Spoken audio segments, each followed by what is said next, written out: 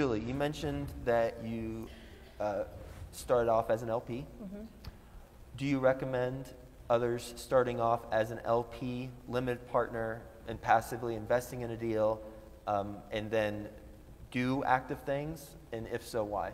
Yeah, absolutely. I mean, that was the way that I got into it, like I mentioned earlier. And it was, you know, when I first looked at getting into multifamily, there's like so many different things you have to do, right, in a deal and taking down a deal.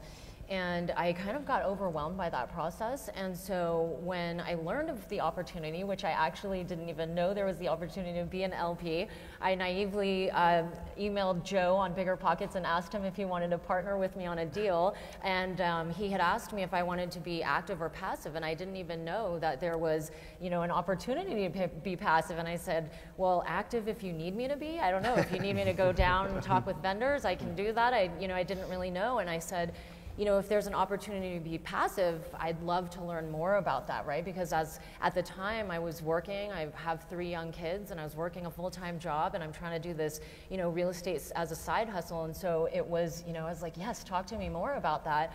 The returns, right, were great. I mean, I was looking at smaller multis in the Bay Area, and I was lucky if I was going to get 3 to 5% cash-on-cash returns on those properties in the Bay Area.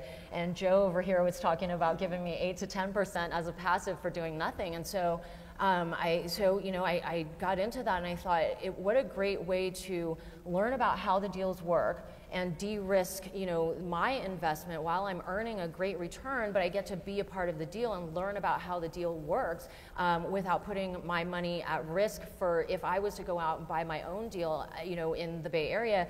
I don't know what I'm doing, you know, so I think there's certainly something to be said for, you know, leveraging the knowledge, right, and this is of other people who have done this before me, and, you know, sharing in the return, which is everything that we do as far as like how partnerships work, especially in the syndication space.